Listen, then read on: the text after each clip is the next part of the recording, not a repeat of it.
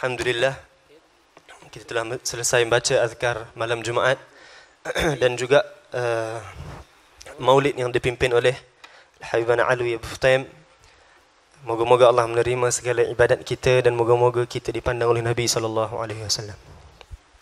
Kita sambung pengajian kita daripada kitab Petunjuk Tarikat ke Jalan Akhirat yang dikarang oleh Imam Al-Habib Abdullah bin Alwi bin Muhammad Al-Haddad, yang mana hari ini sepatutnya 2 yang bagi kuliahnya, tapi Ustaz Syahir minta maaf kerana dia kurang sihat. Daripada malam semalam dia kurang sihat, jadi dia minta maaf banyak-banyak. Baik, kita sambung daripada kitab Risalah Muawanah ataupun Petunjuk Tarikat ke Jalan Akhirat pada muka surat 3. Kan? Muka surat 3 ayat Quran, Ud'u ila sabili rabbika. Baik, sebelum ni kita dah sebut berkaitan dengan awal mula mukaddimah kitab ini. Imam Haddad akan terangkan panjang lebar berkaitan dengan pentingnya berdakwah, kenapa kena berdakwah, dan apakah fadilat bagi mereka yang berdakwah, dan apakah kesalahan bagi pendakwah. Semua tu awal-awal mukaddimah akan disebutkan berkaitan dengan pendakwah dan berkaitan dengan dakwah. Maka awal-awal ini disebutkan, sebelum ni kita dah sebut berkaitan dengan apa yang dimaksudkan jadilah kamu satu umat. Apa yang dimaksudkan dengan pendakwah itu kena satu umat, yang mana sama ada pendakwah itu kena ada orang yang membantu dia, membantu bawakan kereta dia, membantu dari segi kosnya, ataupun membantu apa-apa sahajalah bantuan yang beri pada pendakwah. Oleh itu dibawakan maksud bahawasanya para pendakwah itu adalah satu umat. Makna yang kedua daripada satu umat adalah yang nama pendakwah itu tak boleh bergerak bebas. Mesti kena ada latar belakang dia, daripada mana dia belajar, dengan siapa dia belajar, siapa guru dia, siapa rakan seperguruannya, siapa murid-muridnya, apa sanad ilmunya dan sebagainya. Begitu yang dimaksudkan dengan yang nama pendakwah itu kena satu umat. Apabila kita sebut pendakwah itu satu umat, ini kena ambil bahagian. Apabila kita sebut pendakwah itu kena satu umat, kita kena ambil bahagian dalam umat ini. Apabila kita nampak para pendakwah, kita kena ambil bahagian menjadi umat sebahagian daripada pendakwah tersebut. Yang nama pendakwah tak semestinya bercakap. Yang nama berdakwah tak semestinya bagi kuliah, buka kitab. Yang nama berdakwah tak semestinya pandai dan cekap. Yang nama pendakwah hanya perlu ikhlas dan hatinya kena suci sahaja, maka boleh terus berdakwah. Nabi sebut sampaikanlah daripada aku walaupun satu ayat. Nabi tak kata sampaikanlah daripada aku satu cabang ilmu. Tak ada. Nabi sebut sampaikan daripada aku satu ayat sahaja. Satu ayat tak susah. Nabi kata dalam hadis, senyum tu sedekah. Senyum pada orang tu dah kira dakwah. Maka pendakwah itu tak semestinya yang duduk depan berjubah serban, buka kitab syarah sana sini apa semua. Itu pendakwah, memang pendakwah. Tapi yang kita semua yang lain-lain tak pandai berdakwah pun boleh ambil bahagian dengan berdakwah, khidmat dengan pendakwah, ataupun kita senyum macam kita sebutkan tadi. Apa sahaja yang boleh kita buat boleh dikira sebagai berdakwah. Baik, muka surat 3 ayat Quran yang pertama di atas, firman Allah lagi, ud'u ila sabili rabbika bil hikmati wal mau'izatil hasanah. Yang membawa maksud, serulah ke jalan Tuhanmu dengan penuh kebijaksanaan dan bicara nasihat yang baik. Apabila Allah sebut bil hikmah, dengan hikmah kebijaksanaan, wal mau'izatil hasanah, dan dengan perkataan-perkataan yang baik, dia menjadi adat ikut sejarah para pendakwah. Kalau kita lihat yang dakwah itu, pendakwah masuk ke dalam satu kampung, membuatkan kampung tu lebih erat. Awal mula pendakwah dalam agama kita siapa? Nabi Muhammad SAW. Nabi berdakwah terus masuk ke Madinah, dia gabungkan 2 kaum, 2 kabilah yang bergaduh lama banyak tahun. Nabi amankan di antara mereka. Itu sifat pertama pendakwah, datang membawa keamanan. Bahkan yang disebutkan dengan sifat Imam Mahdi, Imam akhir zaman yang akan datang adalah Imam Mahdi itu datangnya bukan membawa peperangan, dan datangnya Imam Mahdi bukan membawa senjata. Bahkan Imam Mahdi datang, yang nak serangnya Imam Mahdi yang ditelan oleh bumi, Imam Mahdinya langsung tak angkat senjata. Di mana tempat Imam Mahdi duduk, di situ akan bertambah aman, bertambah aman, bertambah aman. Bukan orang kampungnya makin bergaduh. Belajar dekat sana sini dekat Tanah Harap, balik-balik dah jadi doktor bidang sekian, ada PhD begini begitu. Balik-balik kampung dia, bilang sama atuk dia, ni bid'ah, ini syirik, ini tak betul. Habis satu kampung bergaduh. Orang-orang kampung yang dah banyak tahun amalkan tahlil, semua tanya, tahlil ni sebenarnya betul ke tak? Ayah saya dah lama amalkan tahlil, takkan ayah saya sesat? Takkan ayah saya bid'ah? Kan dah jadi gaduh antara orang kampung. Yang nama pendakwah bukan begitu. Yang nama pendakwah hatta dimasuk kampung orang kafir sekalipun, tak akan hasil pergaduhan di antara orang kampung tersebut. Kerana yang nama pendakwah adalah mau'izatil hasanah, bicara yang baik. Sebelum tu Allah sebutkan bil hikmah. Apa maksud hikmah? Hikmah adalah kebijaksanaan. Contoh selalu kita sebut berkaitan dengan dakwah dengan hikmah ni apa dia? Dakwah dengan hikmah adalah kalau kita pernah dengar pendakwah dekat tanah Melayu kita, Syekh Yusuf Makassar, selalu kita sebutkan untuk lambangkan betapa hikmahnya para ulama. Syekh Yusuf Makassar ni ulama tanah Melayu kita. Dia kena halau dengan penjajah daripada tanah Melayu untuk pergi naik kapal yang dikumpulkan hamba sahaya dalam kapal tersebut. Kapal tu nak pergi kepada Afrika. Bila sampai kepada Afrika, semua yang naik kapal tadi kena kerja sebagai buruh. Kerja dekat padang pasir, apa semua, kerja berat lah. Dekat kilang apa semualah. Jadi sampai waktu solat, Syekh Yusuf Makassar nak solat. Nak solat tak boleh solat, kena pukul, kena dera, kena seksa. Tak boleh buat kerja apa semua. Habis dia pun tak boleh solat. Dah tak boleh solat, nak baca zikir, baca Quran. Nak baca zikir, baca Quran aja, nampak mulut dia kumat kamit aja, kena pukul. Habis apa yang Yusuf Makassar buat? Syekh Yusuf Makassar ni di antara muridnya Imam Haddad. Dia sempat ambil ijazah Ratib Haddad dengan Imam Haddad. Imam Haddad pengarang kitab ni, Risalah Ma'awanah ni. Syekh Yusuf Makassar apa dibuat? Dia baca Ratib Haddad dengan lagu orang Afrika. Lagu orang Afrika macam mana? Ayamati ikfi syarra zalimin. Tu lagu orang Afrika. Diorang baca Ratib Haddad setiap hari, baca Ratib Haddad sekali baca sejam. 1 jam. Kita baca berapa minit aja pun dah lenguh kaki aku. Kan? Tapi tak ada, dekat sana memang amalannya begitu. Baca Ratib Haddad dengan lagu. Kenapa dibuat lagu Afrika? Sebab bila dia baca dengan lagu Afrika, Pak Gad ni tak faham Ratib Haddad. Jadi dia tengok, dia ni tengah nyanyi lagu negara kita ni, apatah lagu dia nyanyi tak tahulah. Agaknya dah tukar lagu bangsa dia, tukar jadi lagu kita punya lagu. Diorang biarkan dia nyanyi. Apabila dia nyanyi, nur daripada Ratib Haddad, cahaya daripada Ratib Haddad, rahsia Allah yang ada dalam Ratib Haddad tersebar sampai bukan hanya hamba-hamba yang lain masuk Islam, bahkan tentera-tentera lain pun masuk Islam. Orang-orang Afrika sampai sekarang kalau bagi kuliah, bagi ceramah apa semua, dia akan cakap, Islam datang kepada negara kita oleh tangan seorang ulama murid daripada Imam Haddad yang bernama Syekh Yusuf Al-Maqassari. Disebut Maqassari. Makassar, orang Makassar kita, orang Melayu. Dekat tanah Melayu kita. Itu hikmah. Itu hikmah. Bukan tak boleh solat. Ya Allah, habislah aku jadi kafir. Ya Allah, berapa waktu aku tak solat apa semua. Dah habis. Putus harapan dengan Allah. Stres sana sini. Tak ada. Dengan waktu sekarang, dengan apa yang ada sekarang, dengan apa yang tak ada sekarang, dengan ujian yang ada, dengan kelapangan yang ada, macam mana nak terus berjalan? Guna sahaja apa yang ada, tapi tetap berjalan.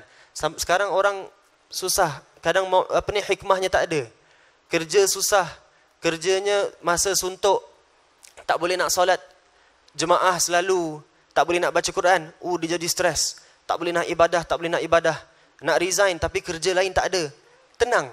Kita ada hikmah, ada kebijaksanaan. Tak boleh solat awal waktu, tak boleh beribadah, tak apa. Kerja dengan niat ibadah. Kerja dengan niat cari rezeki halal. Cari kerja tempat lain dengan tenang. Ibadah dengan waktu yang ada. Sabtu Ahad cuti ibadah penuh-penuh. Itu nama hikmah. Tenang dan cari penyelesaian. Tenang dan cari penyelesaian. Bukan kita tenang dan maki orang lain. Itu namanya bukan hikmah. Itu apa perkataan pun kita tak tahu. Baik. Kemudian Allah firman lagi, ini semua galakan untuk kita berdakwah. Firmannya kepada Nabi-Nya sallallahu alaihi wasallam, "Qul hadhihi sabili ad'u ila Allah ala basiratin ana wa man ittaba'ani." Katakanlah wahai Muhammad. Dalam tafsir ini disebut wahai Muhammad. Tafsir Quran apabila Allah berbicara kepada Nabi sallallahu alaihi wasallam, Allah tak pernah panggil Nabi dengan wahai Muhammad. Sentiasa Allah panggil wahai kekasihku Muhammad, wahai nabiku Muhammad. Tambah sikit dekat depan tu. Wahai kekasihku Muhammad. Ataupun wahai nabiku, wahai rasulku. Nabi-nabi lain Allah boleh pernah panggil nama, tapi dengan Nabi Muhammad tak pernah. Kalau Allah panggil, mesti Allah panggil dengan gelaran yang memuliakan lagi Nabi SAW. Apa yang Allah katakan di sini, inilah jalanku. Allah perintah kepada Nabi SAW untuk bagi tahu kepada umat Islam, inilah jalanku. Apa dia jalan Nabi? Yang nama jalan kena ada cara. Yang nama jalan kena ada adatnya. Yang nama jalan kena ada steps. Apa steps dan adat dan cara Nabi SAW? Inilah jalanku, aku menyeru kamu kepada Allah atas kenyataan aku dan siapa yang mengikutiku. Itu jalan Nabi SAW. Apa jalan Nabi? Menyeru kepada Allah. Dekat sini jalan Nabi ini bukan agama Islam. Jalanku ini adalah agama Islam yang mana setiap orang Islam adalah pendakwah.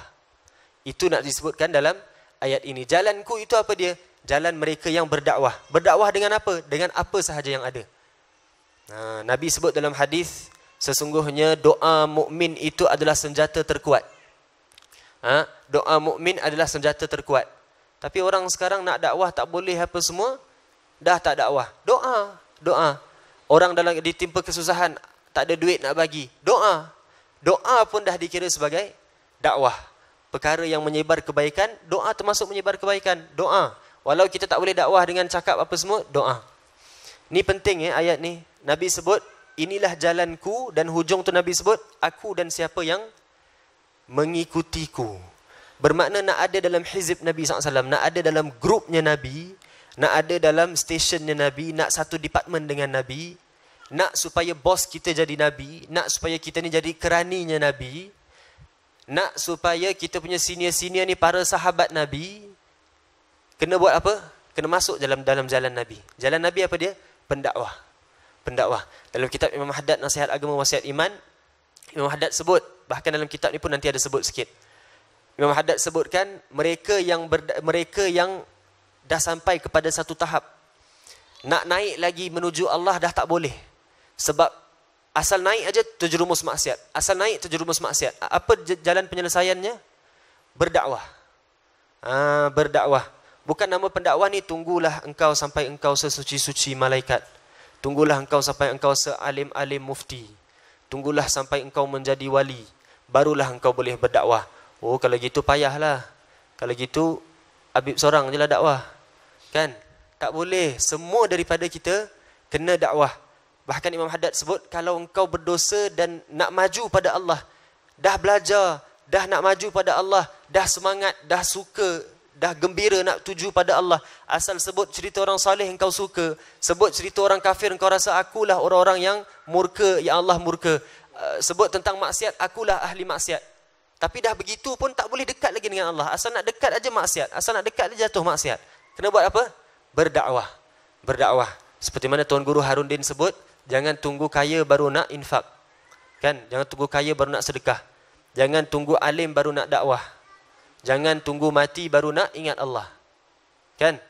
Tuan Guru Harundin sebut, jangan tunggu alim baru nak berdakwah. Subhanallah, sebut tentang grup Nabi SAW, grup para pendakwah ni. Saya teringat cerita yang guru saya Syekhana Syekh Abu Zaki selalu sebutkan. Cerita tentang Mufti Tarim, Allah yarham Al-Habib Ali Mashhur bin Hafidh. Beliau ini setiap kali ada majlis ziarah Hud dekat Tarim, dekat Hadramut. Dekat bulan Sya'ban, orang-orang Hadramut akan pergi ziarah Hud. Dalam ziarah Hud tu, Habib Ali Mashhur akan sebut, terima kasih banyak kepada semua yang menganjurkan majlis ni. Terima kasih banyak kepada semua yang adakan majlis ni. Nanti setiap daripada kamu yang khidmat dalam majlis ni, akan nampak dalam catatan kamu hari kiamat nanti, hari sekian, waktu sekian, di makam Nabi Allah Hud, aku memberi tausiah dan pesanan. Engkau terkejut hari kiamat, ya Allah, aku tak pernah bagi tausiah, aku tak pandai bercakap, aku bukan alim. Kemudian Allah kata apa? Memang engkau tak pernah bercakap, tetapi asbab engkau lah, kerana engkau membetulkan mikrofon sikit, pendakwah tu boleh bercakap. Terus tertulis amalan engkau sebagai pendakwah juga. Itu berkatnya masuk dalam grup. Siapa yang usaha lebih, siapa yang usaha kurang, nanti semuanya akan dapat markah yang sama, kerana dah dalam satu grup. Subhanallah. Bersabda Rasulullah sallallahu alaihi wasallam, liyuballighi syahidu minkumul ghaib, farubba hamili fiqhin ila man huwa afqahu minhu, wa rubba hamili fiqhin laisa bifaqih. Hendaklah orang yang hadir menyampaikan kepada orang yang ghaib. Ini kan tanggungjawab Nabi letakkan kepada orang Islam. Siapa yang hadir, sampaikan pada yang ghaib. Sekarang kita Sayyidina Fatimah Zahra, putrinya Rasulullah sallallahu alaihi wasallam, suaminya Sayyidina Ali bin Abi Talib. Pernah satu cerita yang biasa kita sebutlah, ramai pun dah tahu cerita ni. Satu hari Nabi tanya dekat para sahabat, "Wahai sahabat-sahabatku, tahukah kamu perempuan yang macam manalah, sifat perempuan macam mana adalah perempuan yang terbaik?" Semua sahabat tak boleh jawab. Sahabat ni cuba, Nabi kata bukan. Sampailah semua balik rumah balik, Sayyidina Fatimah apa dibuat? Setiap kali Sayyidina Ali balik dari rumah, dari luar dengan Rasulullah balik ke rumah, Fatimah terus akan tanya, "Wahai suamiku Ali, apa yang baru kau dapat dari Rasulullah? Hari ini apa yang kau dapat dari Rasulullah?" Ini dia sifat Fatimah. Hendaklah orang yang gaib sampaikan kepada orang yang hadir sampaikan kepada orang yang gaib. Sayyidina Ali nak sampaikan pada dia, tapi sebelum Sayyidina Ali boleh sampaikan kepada dia, dia semangat, dah tunggu. Bahkan yang gaib tengah tunggu pesanan-pesanan dan nasihat daripada yang hadir. Kemudian Sayyidina Ali bagi tahu persoalan Rasulullah, Sayyidina Fatimah pun jawab dengan bijaknya, kemudian Nabi pun bangga dengan jawapan Sayyidina Fatimah apa semua. Ini kisah yang makruf lah, tapi yang kita nak sebutkan dekat sini, setiap hari Sayyidina Ali balik rumah, Sayyidina Fatimah akan tunggu, "Wahai suamiku, apa perkara baru yang kau dapat dari Rasul sallallahu alaihi wasallam?" Semangat untuk mendapat faedah. Betapa ramai orang yang mengetahui masih perlu kepada orang yang lebih mengerti ilmu daripadanya, dan betapa ramai orang yang berilmu masih belum mengerti. Berapa ramai orang, maksud Nabi di sini adalah kita dekat sini dengar kuliah contoh ilmu fiqh. Dengar kuliah ilmu fiqh. Cerita bab air suci, air mutlak apa semua, kita pun belajar sikit, kita balik rumah, aku nak cerita dekat isteri aku, contoh. Balik rumah cerita dekat isteri. Cerita dekat isteri, hari ni kita belajar gini bab air mutlak, air apa ni semua. Isteri kita dengar, kalau dia kurang alim, dia akan jadi dapat manfaat daripada kita. Tapi kalau dia yang lebih alim, kita cerita dengan dia, dia akan balas balik dengan tambahan ilmu, kita pula dapat manfaat. Itu yang dimaksudkan dengan hadis ini. Nabi menyuruhkan yang hadir sampai kepada yang gaib, bukan kerana confirm yang hadir lebih alim daripada yang gaib, bukan. Kadang yang gaib pun lebih alim daripada yang hadir, maka apabila disampaikan menjadi asbab untuk yang hadir tu bertambah alim. Maka pokoknya apa? Dua-dua dapat manfaat. Dua-dua dapat manfaat berkat daripada berdakwah. Sabda beliau lagi, "Man da'a ila hudan kana lahu minal ajri mithlu ujuri man tabi'ah.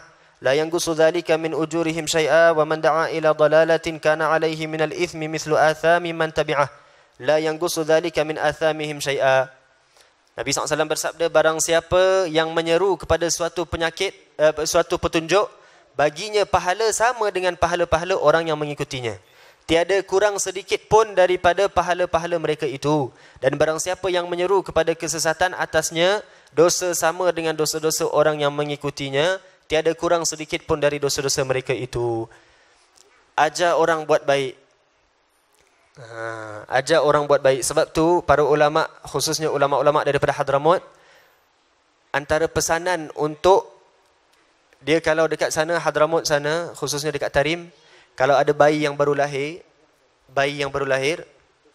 dia buat majlis akikah. Kan? Bayi baru lahir hari ke-7 kita buat majlis akikah. Dalam majlis akikah para ulama semua akan datang. Jadi nak ambil berkat dengan para ulama yang ada, orang yang bapa yang buatkan akikah anak dia tu, mintalah para ulama ni bagi pesanan sikit, bagi tausiah. Biasanya dalam majlis akikah mesti akan diselit satu pesanan. Pesanannya adalah, wahai bapa yang dikurniakan dengan cahaya mata, hendaklah engkau pastikan bahawasanya ilmu asas dalam agama Islam, iaitu ilmu fardu ain dan ilmu membaca surah Al-Fatihah, hendaklah jatuh pada tangan engkau tanggungjawab itu untuk mengajar anakmu. Subhanallah, daripada lahir aja anak, terus ulama ni ingatkan, jangan sampai kau terlepas peluang wahai bapa yang ada, terlepas peluang untuk mengajar anak ilmu fardu ain yang dia akan guna sampai ke kubur nanti. Jangan terlepas peluang untuk mengajar anak ilmu Fatihah yang dia akan baca sampai husnul khatimah. Kalau terlepas, anaknya tak rugi, anak boleh belajar dengan guru lain. Tapi bapaknya rugi. Sebab apa? Anak besar dalam rumah sendiri, bawah mata pandangan sendiri, tapi pahala yang begitu besar yang boleh mengalir sampai bila-bila, tak dapat. Ini yang disebutkan di sini. Siapa yang tunjuk pada satu perkara yang baik, dia akan dapat selagi mana orang itu mengamalkan, tak kurang sedikit pun. Walaupun bapa ni ajar Fatihah kepada anak, tapi sampai hujung hayat bapa ni pun dah tak boleh baca Fatihah, duduk koma, tak boleh baca, tak boleh gerak apa-apa. Selagi mana anak tu amalkan, bapa ni dapat pahala sebiji. Yang anaknya punya pahala tak kurang, bapa punya pahala pun tak kurang. Itu berkat dengan menunjuk perkara baik pada orang lain. Sebab tu jangan lepaskan peluang. Yang ada anak apa semua, jangan lepaskan peluang. Subhanallah, sekarang kalau kita baca dalam kitab Sabilul Idhkar, Imam Haddad sebut dalam pembahagian-pembahagian umur. Anak tu pembahagian umur dia macam mana? Daripada umur 1 sampai 7 tahun. Dalam 1-7 tahun pun dibahagikan 1 sampai 5 tahun. Kenapa dibahagi-bahagikan ilmu ni? Kenapa dibahagikan umur? Kerana nak tengok fasa mana anak kita. Sekarang ni besarkan anak-anak, budak-budak umur 3 tahun. Dengar lagu, tengok TV, berjoget-joget. Tak apalah dia berjoget, budak-budak kan, jangan mak bapaknya berjoget. Tapi anaknya berjoget, tengok TV, dengar lagu, semua anaknya berjoget. Mak bapak ni boleh seronok punya bangga. Anak aku berjoget, tengok, rakam. Ambil handphone, selfie dengan anak aku berjoget. Hantar dekat Facebook apa, dah satu kampung tahu anak kau umur 3 tahun masih berjoget. Satu dunia tahu, kan? Tak apalah nak seronok, sebab anak kita pun tengah seronok, kita pun seronok. Tak apa, boleh seronok. Tapi kena ingat, anak kita sekarang dah fasa berapa umurnya? Umur 3 tahun dah nak habis fasa pertama. Fasa pertama umur adalah 7 tahun. 1 sampai 7 tahun. 1 sampai 7 tahun, Sayyidina Ali bahagikan 1 sampai 5 tahun dulu. Makna fasa pertama, kalau umur anak kita 3 tahun masih berjoget, dia ada baki lagi 2 tahun sahaja nak habis fasa yang pertama. Jangan sampai lepas fasa-fasa ni dalam keadaan kita belum tunjuk perkara yang baik. Kalau lepas nanti nak tunjuk perkara baik lagi dah tak boleh, dia dah masuk sekolah rendah, dia belajar dengan guru lain pula dapat pahala, mak bapaknya tak dapat, kan rugi. Maka kena ambil bahagian dalam hadis ni. Sama juga mereka yang tunjuk keburukan.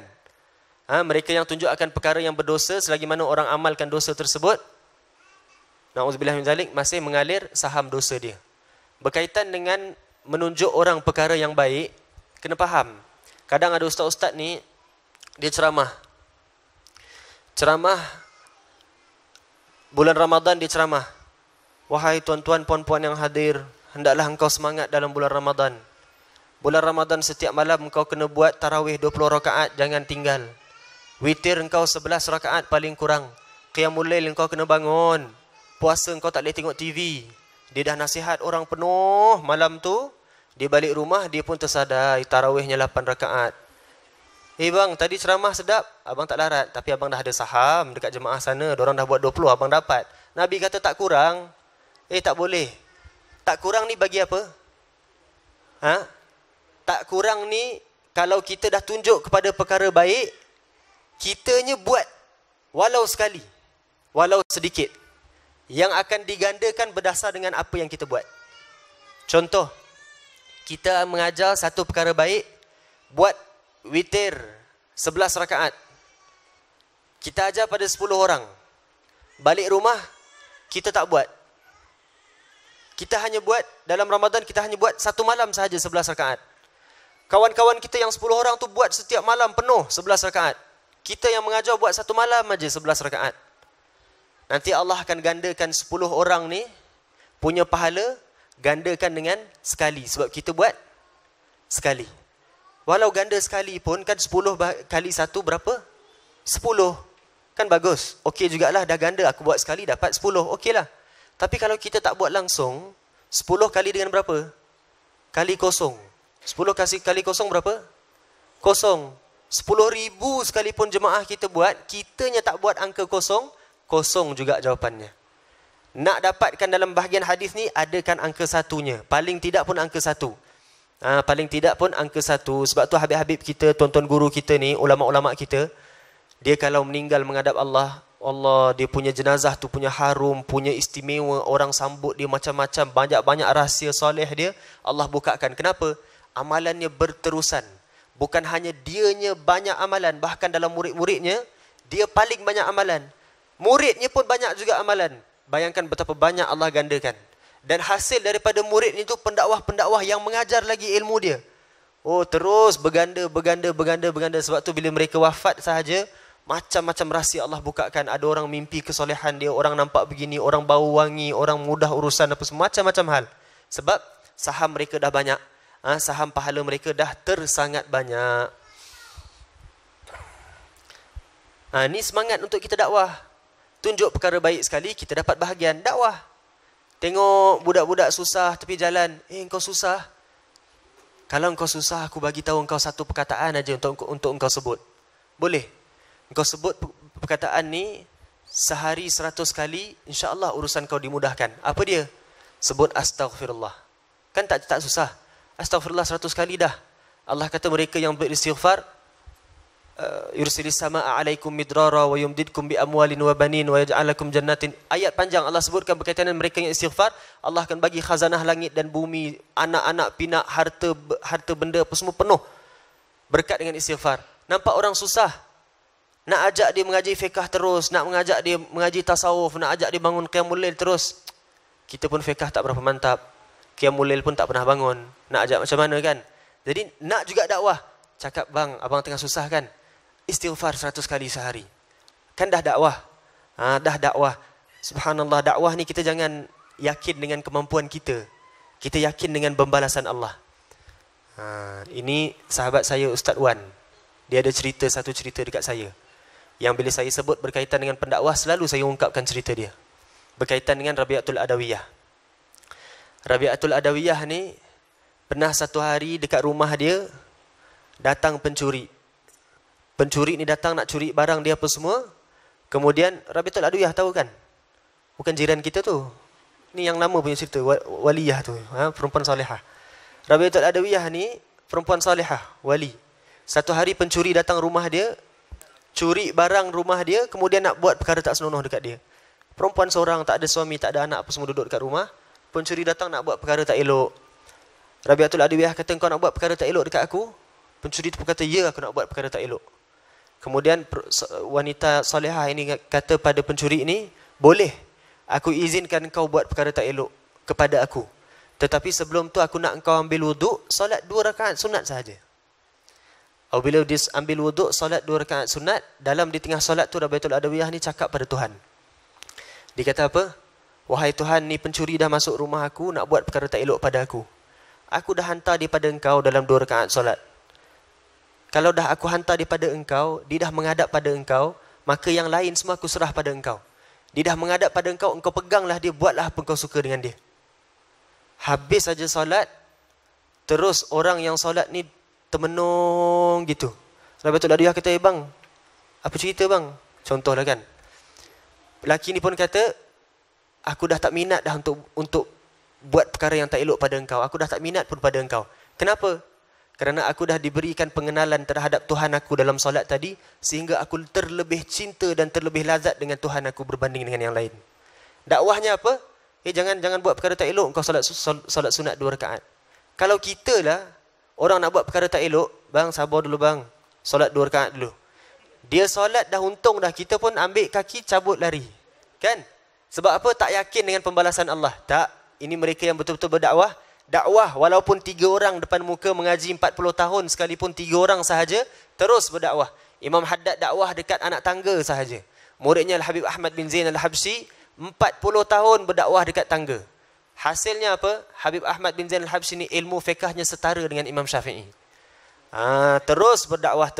Apa keadaan sekalipun, duduk bawah, duduk atas, tak ada kitab, ada murid, tak ada murid, ramai, tak ramai, popular, tak popular, ada kamera, tak ada kamera, live, tak live, terus berdakwah. Kerana apa? Yang membalas adalah Tuhan yang Maha Esa. Maka pembalasan Tuhan tak ada yang rugi, bahkan pembalasan Tuhan sangat-sangat berlebihan. Kemudian sabda beliau lagi, mandala ala khair kana lahu minal ajri mislu fa'ilih. Sesiapa yang menunjuki kepada kebaikan, baginya pahala seperti orang yang melakukannya. Idza mata ibnu adam in qata'a amaluhu illa min thalath. Ini hadis ma'ruf yang Nabi sebut, apabila mati seorang anak Adam, terputuslah amalannya kecuali pada 3 macam. Sedekah yang berterusan, ilmu yang dimanfaatkan, anak yang saleh yang mendoakan baginya. Kemudian sabdanya pula, ajwadukum ba'di rajulun alima ilman fanasharahu yub'atsu yaumal qiyamati ummatan wahdah. Subhanallah, hadis ni bagus. Hadis ni je, semua hadis baguslah. Tapi hadis ni kebetulan terkena pula dengan kita kat sini. Orang yang paling pemurah sesudahku, iaitu seorang yang mengetahui sesuatu ilmu, lalu disebarkannya, kelak dia akan dibangkitkan di hari kiamat sebagai suatu umat bersendirian. Subhanallah. Hadis ni kena faham betul-betul. Kita kena pandang dengan hadis ni dengan kacamata Nabi SAW. Nabi sebut orang yang paling pemurah adalah yang menyebarkan ilmu manfaat. Bagi kita orang yang pemurah ni gambaran kita macam mana? Orang yang banyak harta. Orang yang pemurah bagi derma macam-macam kan? Bagi dermawan lah. Bagi macam-macam. Sponsor makanan lepas majlis, sponsorkan kitab. Itu orang pemurah bagi kita. Tapi Nabi sebut apa? Yang pemurah adalah yang memberi ilmu manfaat. Itu yang paling pemurah. Jadi kalau kita faham ini yang paling pemurah, kitanya kebetulan gaji besar, dapat banyaklah duit juga, jangan habiskan asal nak jadi orang pemurah aja, mesti aku kena keluarkan duit. Asal nak jadi pemurah dekat keluarga aja, mesti kena belanja keluarga makan. Kalau hari-hari engkau kaya, keluarga engkau hari-hari kenyang tau. Tinggal berapa tahun aja semua dah badan terlalu sehat dah. Kena pula PKP, Allah, hari-hari kenyang, hari-hari kenyang. Asal dapat gaji besar, walau susah sekalipun, sekali dapat projek menjadi, belanja makan. Boleh belanja makan, boleh. Tapi jangan niatkan itu sebagai kemuncak pemurahnya aku. Bukan. Boleh belanja makan, tapi dekat situ ada benchmark yang lebih tinggi. Kemuncak pemurah adalah apabila kita bagi ilmu yang manfaat. Apa nak buat? Belanja dia punya duit sara asrama dekat pondok. Belanja dia punya yuran untuk belajar ilmu agama. Belanja beli kitab. Belanja masa yang kita ada antara maghrib dengan isyak untuk duduk dengan anak kita cek dia punya Fatihah. Belanja apa lagi? Belanja waktu kita untuk cek dia punya wuduk. Itu ilmu manfaat. Itu yang paling pemurah. Sebab tu kita tengok, jangan kita sangka zahir orang-orang kaya ni, aku nak sangat jadi macam orang kaya ni lah. Kadang pelik tau. Ada ustaz pendakwah, engkau dah ada ilmu, engkau dah ada aset yang paling berharga. Kalau engkau bagi, engkau jadi martabat paling pemurah punya insan. Tapi bila engkau tengok orang banyak harta sedekah sana sini, engkau orang banyak harta beli rumah besar-besar, kan bagus kalau aku jadi orang yang kaya macam dia. Kan bagus, kan bagus, kan bagus. Yang kau ada tu lebih berharga. Kalau engkau berikan sepenuh hati, yang kau ada tu lebih tinggi martabat dia sehingga disebut oleh Nabi sebagai paling pemurah. Maka yang kita ada ilmu sekarang, jangan kita tak dapat martabat paling pemurah ni. Paling-paling tidak sekali-sekala. Apa kita buat? Ilmu yang kita belajar hari ni. Ilmu sekarang kan orang pandai. Asal kadang saya bagi kuliah tengah ada Facebook Live. Tengah kuliah tu juga ada makcik-makcik ni boleh buat ringkasan poin saya cakap. Saya pindah daripada satu muka surat ke muka surat lain. Muka surat kitab ni ringkasan berapa? Cekap. Belum kita pindah muka surat lagi dia dah summarize kan. Itu pun dakwah juga. Habis kuliah aja hantar dekat WhatsApp ringkasan ataupun amalan yang disebut oleh ustaz tadi, amalan yang Habib bagi tadi, ijazahkan apa dia, bagi amalan apa semua, itu pun dah disebut sebagai dakwah dan disebut sebagai pemurah. Kena faham, yang nama pemurah yang paling kemuncak pemurah itu adalah memberi ilmu manfaat, ilmu yang bermanfaat untuk akhirat. Tak semestinya setiap kali nak jadi pemurah bagi harta dunia. Sehingga kan hari Ashura kan baru ni, ramai orang sebut siapa yang nak Allah jaminkan harta dia sepanjang tahun, berlaku pemurahlah kamu di hari Ashura. Berlaku pemurah apa dia? Memang boleh belanja makan, bagi makan gula-gula dekat anak-anak, bagi makan yang lebih mewah daripada biasa. Tapi Habib Umar sebut apa? Pemurahnya seseorang, kemuncak pemurahnya seseorang pada hari Ashura itu adalah dengan berakhlak dengan akhlak yang terlebih baik daripada biasa. Memberi ilmu-ilmu yang lebih bermanfaat daripada biasa. Memantau ilmu mereka dengan lebih pantauan daripada biasa. Itu adalah terlebih pemurah daripada kita belanja makan. Di sini Nabi nak bawa kita kepada kacamata orang saleh dan kacamata Nabi SAW. Kena faham erti pemurah itu. Wallahu a'lam. Kita habiskan sikit lagi fasal ni, nak habis dekat situ. Nabi bersabda lagi hadis al-khalqu kulluhum yusalluna ala muallimin nasil khair hatta hitanul ma'. Semua makhluk akan mendoa bagi guru-guru yang mengajar manusia berbuat baik, sehingga kan ikan-ikan yang di laut juga. Kemudian al-khalqu kulluhum iyalullah wa ahabbuhum ila Allah ta'ala anfa'uhum li'iyalih. Semua makhluk adalah tanggungan Allah dan orang yang paling baik di sisi Allah Ta'ala ialah orang yang banyak manfaatnya kepada tanggungannya. Tanggungan ni siapa? Keluarga. Yang paling banyak manfaat. Manfaat paling tinggi apa dia? Manfaat yang boleh bawa pada akhirat. Sebab tu Nabi sebut paling pemurah adalah ilmu yang manfaat. Kan? Sebab manfaat yang paling bagus kita boleh bagi pada orang lain adalah manfaat yang boleh bawa kepada syurga dan keridaan Allah. Wallahu a'lam bissawab. Minta maaf atas masa yang diambil. Assalamualaikum warahmatullahi taala wabarakatuh.